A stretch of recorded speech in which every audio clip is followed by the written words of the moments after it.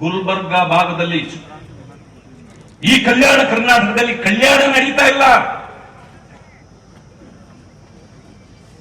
ಎಲ್ಲರ ಇದು ಬರೀ ಕುಟುಂಬ ಕಲ್ಯಾಣ ನಡೀತಾ ಇರೋದಿಲ್ಲ. ಒಂದೇ ಕುಟುಂಬ ಕಲ್ಯಾಣ. ಬಾಬಾ ಸಾಹೇಬ್ ಅಂಬೇಡ್ಕರ್ ಹೇಳಿದ್ದೇನು ಗೊತ್ತಾ? ನಿಮಗೆ ಸಿಕ್ಕ ಅವಕಾಶ, ಅಧಿಕಾರದಲ್ಲಿ ನಮ್ಮ ಸಮುದಾಯವನ್ನ ಜೊತೆಯಲ್ಲಿ ತೆಗೆದುಕೊಂಡು ಅವ್ರಿಗೆ ಹಂಚಿದೆ ಅಂತ. ಇದು ಹಂಚೋದೆಲ್ಲ ಅಲ್ಲಿಂದ ಬಂತ ಇಲ್ಲಿ ಕಳಿಸಿ, ಇಲ್ಲಿಂದ ಬಂತ ಇಲ್ಲಿ ಕಳಿಸಿ, ಇದು ಬಂತ ನನಗೆ ಇರ್ಲಿ, ಇನ್ಯಾರು ಉದ್ಧಾರ ಆಗ್ಬಾರ್ದು. ಏನಾದ್ರೂ ನೀವು ಮಾತಾಡಿದ್ರೆ ಪೊಲೀಸ್ನವ್ರನ್ನ ಬಿಟ್ಟು ಏನಿದೆ ಒಂದು ಕೇಸ್ ಹಾಕಿ. ಇತ್ತೀಚೆಗೆ ಬೇರೆ ಶುರು ಮಾಡ್ಕೊಂತಾರೆ ಹನಿ ಟ್ರ್ಯಾಪ್. ಹನಿ ಅಂದ್ರೆ ಏನೋ, ಟ್ರ್ಯಾಪ್ ಅಂದ್ರೆ ನಮಗ್ ಗೊತ್ತಿಲ್ಲ, ವರ್ಡ್ ಹೇಳಿದೆ ಅಷ್ಟೇ. ಕೆಲವ್ರ ಮೇಲೆಲ್ಲ ಹನಿ ಟ್ರ್ಯಾಪ್. ಯಾಕೆ ಗೊತ್ತಾ? ಕಳ್ಳ ಅಂದ್ರು ಏನು ಜನ ತಲೆ ಕೆಡಿಸ್ಕೊಳ್ಳಲ್ಲ, ಅದೇನೋ ಭ್ರಷ್ಟಾಚಾರಿ ಅಂದ್ರು ಹನಿ ಟ್ರ್ಯಾಪ್ ಅಂದ ತಕ್ಷಣ ಎದುರು ಬಿಡ್ತಾರೆ. ಯಾಕಂದ್ರೆ ಹೆಣ್ಣು ಮಕ್ಕಳು ಇನ್ವಾಲ್ವ್ಮೆಂಟ್ ಇರ್ತದಲ್ಲ. ನೋಡಿ, ನಾವು ಹೇಳ್ತೀವಿ, ನನ್ನ ಹಿಂದೆ ನೀವೇನೇನು ಪಿತೂರಿ ಮಾಡಿದ್ರು ನನ್ಗೆಲ್ಲ ಗೊತ್ತಿದೆ ಸಾಹೇಬ್ರೆ. ಅಷ್ಟು ಮಾತ್ರಕ್ಕೆ ನಿಲ್ಸಿದ್ರ ವಿಷ ಸರ್ಪ ಅಂತ? ನಾನು ನಾಯಿ ಅಂದ್ಬಿಟ್ಟೆ ಅಂತ ಹೇಳಿದ್ರಿ. RSS ಮತ್ತು ಬಿಜೆಪಿಯವರು ವಿಷ ಸರ್ಪಗಳಿದ್ದಂತೆ ಅದನ್ನು ಕೊಲ್ರಿ ಅಂತೀರಿ. ನಾವು ಟೀಕೆ ಮಾಡಬಹುದು ಅಷ್ಟೇ, ಮಾಡಿದ್ವಿ, ಬಿಟ್ಟಿದ್ವಿ. ಯಾಕಂದ್ರೆ ನಮ್ಮ ಮಿತಿ ಪ್ರಜಾಪ್ರಭುತ್ವದಲ್ಲಿ ಅಷ್ಟೇ. ಅಷ್ಟು ಮಾತ್ರ ಯಾಕೆ? ನಿಮ್ಮ RSS ಬಿಜೆಪಿಯವರು ಸ್ವಾತಂತ್ರ್ಯಕ್ಕಾಗಿ ನಿಮ್ಮ ನಾನೇ ಬಂಧುಗಳೇ ನಿಮ್ಗೆ ಹೇಳ್ತೇನೆ, ನಾನು ದಲಿತ ಅಲ್ವಾ? ನಾನು ದಲಿತ ಅಲ್ಲ. ಆಸ್ತಿ ಮಾಡಿಲ್ಲ, ಅಧಿಕಾರ ಅನುಭವಿಸಿಲ್ಲ. 40 ವರ್ಷ ಕಾಂಗ್ರೆಸ್ನಲ್ಲಿ ದುಡಿದೆ. ನೀವು ನನ್ನನ್ನು ಯಾವ ಮಟ್ಟಕ್ಕೆ ಮಾಡಿದ್ರೆ ನನಗೆ ಗೊತ್ತು, ನೋವು ನನಗೆ ಗೊತ್ತು. ನನಗೆ ಒಂದು ಹೆಸರು ಹೇಳಿ. ಗುರುಮಿಟ್ಕಲ್ 9 ಬಾರಿ ಗೆದ್ರಿ. ಒಬ್ಬ ದಲಿತ ನಾಯಕ ಅಲ್ಲಿ ಹುಟ್ಟಿದಾನ? ನೀವು ನಡೆದ ಕಡೆ ಹುಲ್ಲು ಹುಟ್ಟೋದಿಲ್ಲ.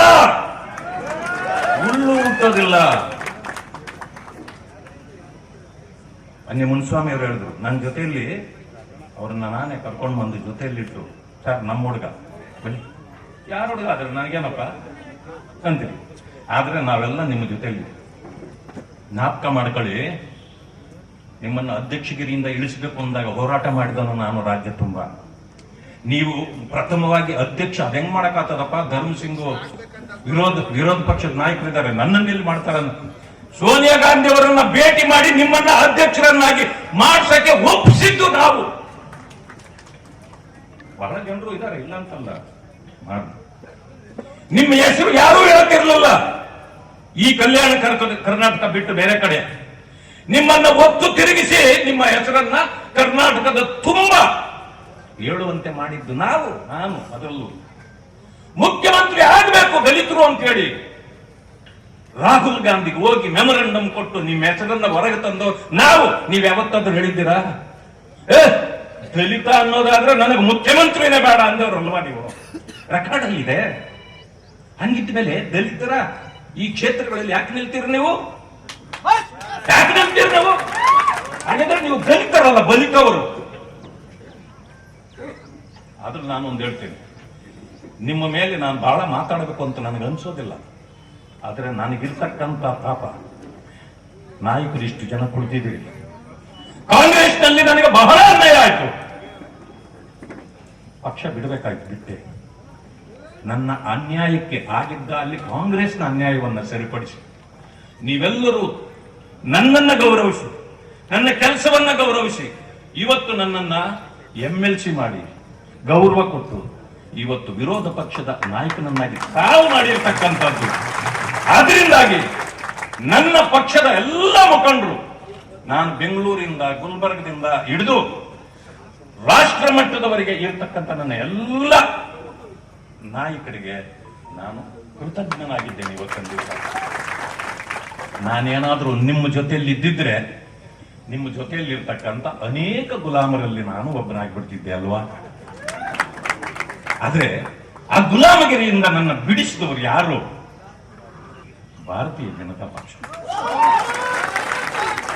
ನಾನು ಈಗಲೂ ಹೇಳ್ತೇನೆ, ಇಲ್ಲೇ ನನ್ನ ಸಹೋದರ ಒಬ್ಬ ಕುಳಿತಿದ ಅಂಬಾರಾಯ ಅಷ್ಟಿಗೆ ನನಗಲ್ಲಾಗಿದ್ದ ತೊಂದರೆಗೆ ಓಡಿ ಬಂದ.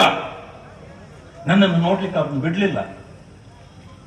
ಅವರೆಲ್ಲ ಸ್ಲೋಗನ್ ಕೂಗಿದ್ರು, ನೀವೂ ಕೂಗಿದ್ದಕ್ಕೆ ಅಲ್ಲಿರೋರು ಸೇರ್ಕೊಂಡು ಎಲ್ಲರೂ ಹೊಡೆದ್ರು. ಯಾಕಂದ್ರೆ ನಿಮಗೂ ಗೊತ್ತು, ಪ್ರಿಯಾಂಕಾ ಖರ್ಗೆ ಅವ್ರಿಗೆ ಆತನ ಮೇಲೂ ಕೂಡ ತುಂಬಾ ಕೋಪ ಇದೆ. ಅದಕ್ಕೆ ಮಾಡಿದ್ವಿ, ಹೊಡೆದ್ರಿ. ನಾನಂತೂ 8 ಗಂಟೆಗೆ 8:15 ನನ್ನನ್ನ ಹೆಂಗಾದ್ರೂ ನಾನು ಹೇಳಿದೆ, ನೀವೇನಾದ್ರೂ ನಾನು ಚಾಲೆಂಜ್ ಮಾಡಿದೆ ಪೊಲೀಸ್ಗೆ, ಇನ್ನು 10 ನಿಮಿಷ ಸಮಯ ಕೊಡ್ತೀನಿ, ನೀವೇನಾದ್ರೂ ನನ್ನನ್ನು ಹೊರಗಡೆ ಬಿಡ್ಲಿಲ್ಲ ಅಂದ್ರೆ ಇವತ್ತು ಹೋಗೋದಿಲ್ಲ, ಇಲ್ಲೇ ಇರ್ತೀನಿ ನಾನು. ಒಂದ್ ತಕ್ಷಣ ಅವ್ರಿಗೆ ಭಯ ಬಂತು, ಇನ್ನೇನೇನಾಗ್ಬೋದು, ಬೇಡ ಪಟ್ ಅಂತ ಶುರು ಮಾಡಿ ಹೊರಗಡೆ ಬಿಟ್ಟು. ಕಲ್ಲುಗಳು ತಂದಿದ್ರು, ಮೊಟ್ಟೆಗಳು ತಂದಿದ್ರು, ಇನ್ನೇನೇನು ಪಾಕೆಟ್ ಅಲ್ಲಿ ಇತ್ತು ನನಗ್ ಗೊತ್ತಿಲ್ಲ, ನಾನು ನೋಡಿಲ್ವಲ್ಲ. ಮಸಿ ತಂದಿದ್ರು, ನನಗಾಕ್ಬೇಕಂತ ತಂದಿದ್ರು. ಕೊನೆಯಲ್ಲಿ ಪಾಪಿ ನಾನ್ ಸಿಕ್ಲಿಲ್ಲ, ನನ್ನ ಕಾರ್ ಸಿಕ್ತು, ಹಾಕಿದ್ರಿ. ತೀರ್ಥ ನಿಮ್ಮ ಹಗೆತನ ತೀರ್ಥ. ಪ್ರಿಯಾಂಕಾ ಅವರೇ, ಇನ್ನೊಂದು ಮಾತು ಹೇಳಿದ್ರಿ, ಯಾಕೆ 5 ಗಂಟೆ ಯಾಕಿದ್ರು ಅಂತ ಪತ್ರಕ್ಕೆ ಅವ್ರು ಕೇಳಿದ್ರು. ಇನ್ನೇನ್ರಿ ಅವ್ರಿಗೇನು ಪದ್ಮಭೂಷಣ ಕೊಡ್ಬೇಕಾ, ರಾಜ್ಯೋತ್ಸವ ಪ್ರಶಸ್ತಿ ಕೊಡ್ಬೇಕು ಅಂದ್ರೆ ಏನರ್ಥ? ನಮ್ಮ ಉತ್ತರ ಹಿಂಗೆ ಇರುತ್ತೆ ಅನ್ನೋದು, ಇದು ಸರ್ಕಾರದ ಉತ್ತರ. ಇದು ಒಬ್ಬ ಸಚಿವರು ಹೇಳಿದ್ರೆ ಅದು ಸರ್ಕಾರದ ಉತ್ತರ.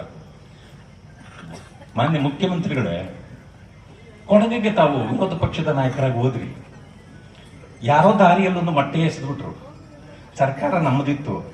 ಅವಾಗ ಏನ್ ಹೇಳಿದ್ರಿ? I am A D facto chief minister. ನನಗೆ ಹಾಕಿದಾರೆ ಅಂತಂದ್ರೆ ಈ ಸರ್ಕಾರ ಏನ್ ಮಾಡ್ತಾ ಇದೆ, ಮಣ್ಣು ತಿಂತಾ ಇದೆಯಾ ಅಂದ್ರಿ. ನೀವೇನ್ ತಿಂತಾ ಇದ್ದೀರಿ ಈಗ ಹೇಳಿ ಸ್ವಾಮಿ? ದಲಿತ ಏನಾದ್ರು ವಿರೋಧ ಪಕ್ಷ ನಾಯಕನಾದ್ರೆ ಡಿ ಫ್ಯಾಕ್ಟೋ ಚೀಫ್ ಮಿನಿಸ್ಟರ್ ಅಲ್ವಾ? ನೀವು ಮಾತ್ರನಾ? ಮಾನ್ಯ ಖರ್ಗೆ ಅವರು, ಮಲ್ಲಿಕಾರ್ಜುನ್ ಖರ್ಗೆ ಅವರು ಕೂಡ ಈ ದೇಶದ ವಿರೋಧ ಪಕ್ಷದ ನಾಯಕರೇ. ಅವರು ಡಿ ಫ್ಯಾಕ್ಟೋ ಪ್ರೈಮ್ ಮಿನಿಸ್ಟರ್ ಅನ್ಬೇಕಾ ಬೇಡ? ನೀವು ಅನ್ಲಿಲ್ಲ ನನ್ನ ಅಂದ್ರೆ ನಿಮ್ಮನ್ನ ಯಾಕೆ ಅನ್ಬೇಕು? ನಿಮ್ಮನ್ನ ನಾನು ಪ್ರಶಸ್ತಿ ಕೇಳಿದ್ನ? ನನಗೆ ಪ್ರಶಸ್ತಿ ಕೊಡೋ ಯೋಗ್ಯತೆ ಪ್ರಿಯಾಂಕಾ ನಿಮಗಿದ್ಯಾ? ಕೊಡಕ್ಕಾಗತ್ತಾ? ನಿಮ್ಮ ತಂದೆಯವ್ರಿಗೂ ಇಲ್ಲ. ಎಲ್ಲದಕ್ಕಿಂತ ಹೆಚ್ಚಿಗೆ ಡಾಕ್ಟರ್ ಬಾಬಾ ಸಾಹೇಬ್ ಅಂಬೇಡ್ಕರ್ ಅವರಿಗೆ ಕೊಡಲಾಗದಂತ ನಿಮ್ಮ ಕಾಂಗ್ರೆಸ್ ಹತ್ರ ನಾವು ಪ್ರಶಸ್ತಿ ಕೇಳ್ತೀವ ತಮ್ಮ? ಅಂಬೇಡ್ಕರ್ ಅವರನ್ನ ಪರಿಪರಿಯಾಗಿ ಮುಗಿಸಿದ್ರಿ. ಭಾರತೀಯ ಜನತಾ ಪಕ್ಷ ವಿ.ಪಿ. ಸಿಂಗ್ ಅವರ ಸರ್ಕಾರ ಬರಬೇಕಾಯ್ತು ಬಾಬಾ ಸಾಹೇಬ್ ಅಂಬೇಡ್ಕರ್ ಅವರಿಗೆ ಗೌರವ ಕೊಡ್ಲಿಕ್ಕೆ. ನನ್ನನ್ನೇನ್ ಚಪರಾಸಿ ಅನ್ಕೊಂಡ್ರ? ನೀವು ಮಾತ್ರ ಹುಲಿಗಳು. ಬಾಬಾ ಸಾಹೇಬ್ ಅಂಬೇಡ್ಕರ್ ಅವರ ಬೆಳೆಸಿದ ಹುಲಿಗಳು ಅಂತೆ. ಸತ್ಯ ಹೇಳುತ್ತೇನೆ, ನೀವು ಹುಲಿಗಳಲ್ಲ. ಹುಲಿ ಎಲ್ಲಿದೆ ಅಂದ್ರೆ ನೋಡಿ, ಇಲ್ಲಿ ಕೊಡ್ತಿದೆ, ಇಲ್ಲಿ ಇದು ಹುಲಿಗಳು. ನೀವು ನರಿಗಳು, ನೀವು ನರಿಗಳು. ನನ್ಗೆ ಹೇಳಿ, 3 ಸಾರಿ ನಾನು ಮಂತ್ರಿ ಆಗಿದ್ದೇನೆ. ನಾನು ಒಂದು ಅಂದಿದ್ದು ತಪ್ಪು ಅಂತ ಯಾರಾದ್ರೂ ನೀವು ಹೇಳ್ರಿ, ನಾನು ಕ್ಷಮೆ ಕೇಳ್ತೇನೆ. ನಾನು ಇವತ್ತು ಕ್ಷಮೆ ಕೇಳಿಲ್ಲ.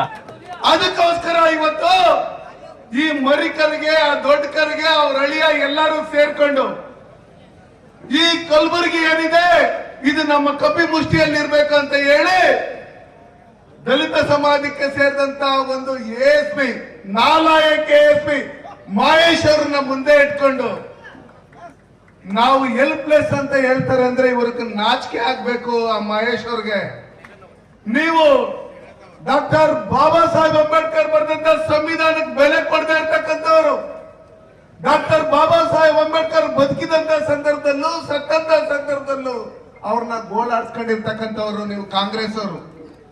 ಅವ್ರ ಜೊತೆಲಿ ನೀವು ಮರಿಕರಿಗೆ ಅವರು ಸೇರ್ಕೊಂಡು ಇವತ್ತು ಕರ್ನಾಟಕ ರಾಜ್ಯದಲ್ಲಿ SC ST ಸಮಾಜಕ್ಕೆ ಸೇರಿದಂತ ಡೆವಲಪ್ಮೆಂಟ್ ಬೇಕಾಗಿರ್ತಕ್ಕಂಥ ಹಣವನ್ನೆಲ್ಲ ನುಗ್ಗಿ ನೀರು ಕುಡಿದಿರ್ತಕ್ಕಂಥವ್ರು ನೀವು. ಅಲ್ಲೇ ನೀವು ಸಾಬೀತಾಯ್ತು ನೀವು SC ST ಮತ್ತೆ ದಲಿತ ವಿರೋಧಿಗಳು ಕಾಂಗ್ರೆಸ್ ಅವರು ಅಂತ ಹೇಳಿ. ಅದಕ್ಕೋಸ್ಕರ ನಾವು ನಿಮ್ಗೆ ಹೇಳೋದಿಷ್ಟೇ, ಗುಲ್ಬರ್ಗನ ನಿಮ್ಗಾಗ್ಲಿ, ನಿಮ್ ತಂದೆಗಾಗ್ಲಿ, ನಿಮ್ ಮಾವನ್ಗಾಗ್ಲಿ ನಾವೇನು ಬರ್ಕೊಟ್ಟಿಲ್ಲ. ಇಲ್ಲೇ ನಮ್ದು ಗುಲ್ಬರ್ಗ, ಬರುವಂತ ಚುನಾವಣೆಯಲ್ಲಿ ನಿಮ್ಮನ್ನ ಸೋಲಿಸಿ ಕಳಿಸೋದಕ್ಕೆ ನಮ್ಮ ಎಲ್ಲಾ ಕಾರ್ಯಕರ್ತರು ರೆಡಿ ಆಗಿದ್ದಾರೆ. ಛಲವಾದಿ ನಾರಾಯಣಸ್ವಾಮಣ್ಣವ್ರು ಏನಾದ್ರು ನೀವೇನಾದ್ರು 60,000 ಕೋಟಿ ಹಣ ಮಾಡ್ಕೊಂಡಿದ್ದೀರಲ್ಲ, ಅದನ್ನೇನಾದ್ರು ಭಾಗ ಏನಾದ್ರು ಕೇಳಕ್ ಬಂದ್ರ ಗುಲ್ಬರ್ಗಕ್ಕೆ? ಭಾಗ ಏನಾದ್ರು ಕೇಳಕ್ ಬಂದ್ರ ನಾರಾಯಣಸ್ವಾಮಣ್ಣ? ಅದಕ್ಕೆ ನೀವು ಭಯ ಆಗಿರ್ಬೋದು. ಚಿತ್ತಾಪುರಕ್ಕೆ ಬರ್ತಾರೆ, ಗುರ್ಮಿಟ್ಕಲ್ ಬರ್ತಾರೆ, ನಾವ್ ಎಲ್ಲೆಲ್ಲೋ ಇಡೀ ದೇಶದಲ್ಲಿ 60,000 ಕೋಟಿಗೂ ಹೆಚ್ಚಿಗೆ ಹಣ ಮಾಡ್ಕೊಂಡಿದ್ರಿ. ಭಾಗ ಕೇಳ್ಬಿಡ್ತಾರೆ. ನಮ್ದೆಲ್ಲ ಸೀಕ್ರೆಟ್ಗಳು ಗೊತ್ತು. ದೇವನಹಳ್ಳಿ ತರ ನಾವು ಮಾಡ್ಕೊಂಡಿದ್ರಿ. ನಕಲಿ ದಾಖಲಾತಿಗಳನ್ನ ಸೃಷ್ಟಿ ಮಾಡ್ಕೊಂಡು 5 ಎಕರೆ ಅದನ್ನು ವಾಪಸ್ ಕಿತ್ಕೊಂಡ್ಬಿಟ್ರಲ್ಲ ಅಂತೇಳಿ ಹೊಟ್ಟೆ ಊರಿಗೋಸ್ಕರ ನೀವು ಛಲವಾದಿ ನಾರಾಯಣಸ್ವಾಮಣ್ಣವ್ರ ಮೇಲೆ ನೀವೇನು ಹಲ್ಲೆ ಮಾಡೋದಕ್ಕೆ ಪ್ರಯತ್ನ ಪಟ್ರಿ. ನೀವು ಏನು ಗೂಂಡಾಗ್ಲಿದ್ದೀರಿ, ಚಿಲ್ಡ್ರೆ ಕಾಸ್ಗೋಸ್ಕರ ಬಾಯ್ಬಿದ್ದೀರಿ. ಬನ್ರಿ, ಧೈರ್ಯ ಇದ್ರೆ ನಾವು ಬಂದಿದ್ದೀರಿ ಇಲ್ಲಿ ಗುಲ್ಬರ್ಗಾಗೆ. ತಾಕತ್ತಿದ್ರೆ ಮುಟ್ಟಿ ನಾವೇಳ, ತಾಕತ್ತಿದ್ರೆ ನೀವು ಯಾರ್ಯಾರು ಪೊಲೀಸ್ ಅಧಿಕಾರಿಗಳು ಚೇಲಾಗಲ್ತಾರೋ ಅವ್ರ ಮನೆ ವಾಚ್ಮ್ಯಾನ್ಗಳ ತರ ನೀವು ಕೆಲಸ ಮಾಡ್ತಾ ಇದ್ರಿ. ಹೋಗಿ ಅವ್ರನ್ನ ಕರ್ಕೊಂಬನ್ನಿ, ನಮ್ಮ ಮುಂದೆ ನೋಡೋಣ. ಅದು ಬಿಟ್ಟು ಡಾಕ್ಟರ್ ಬಾಬಾ ಸಾಹೇಬ್ ಕೊಂಡಿರ್ತಕ್ಕಂಥ ಸಂವಿಧಾನದಡಿಯಲ್ಲಿ ಕೆಲಸ ಮಾಡ್ಬೇಕು ಪೊಲೀಸ್ ಇಲಾಖೆಯವರು. ನಿಮ್ಗೆ ನಾವು ಹೃದಯದಿಂದ ಗೌರವ ಕೊಡ್ತೀರಿ, ನಿಮ್ಗೆ ತುಂಬಾ ರೆಸ್ಪೆಕ್ಟ್ ಕೊಡ್ತೀರಿ. ನಮ್ದು ಸರ್ಕಾರ ಇತ್ತು, ನಾವು ನಿಮ್ಮನ್ನ ಈ ತರ ನಡ್ಸ್ಕೊಂಡಿಲ್ಲ. ನೀವ್ ಯೋಚನೆ ಮಾಡ್ಬೇಕು. ಇವತ್ತು ಗುಲ್ಬರ್ಗಿಯಲ್ಲಿ ಒಂದೇ ಒಂದು ಅಭಿವೃದ್ಧಿ ಕೆಲಸಗಳು ನಡೀತಾ ಇಲ್ಲ. ಪ್ರತಿದಿನ ನಮ್ಮ ಬಿಜೆಪಿ ಕಾರ್ಯಕರ್ತರ ಮೇಲೆ ಹಲ್ಲೆ ಮಾಡೋದು, ಗಡಿಪಾರು ಮಾಡೋದು, ಮರಳು ದಂಧೆ ಮಾಡೋದು, ಇದೇ ನೀವು ವೃತ್ತಿ ಆಗಿದೆ. ಅವ್ರಿಗೆ ರಕ್ಷಣೆ ಕೊಡಂತ ಕೆಲಸ ಮಾಡ್ತಾ ಇದ್ರಿ ನಾಲಾಯಕ ಪೊಲೀಸ್ ಅಧಿಕಾರಿಗಳು ನೀವು.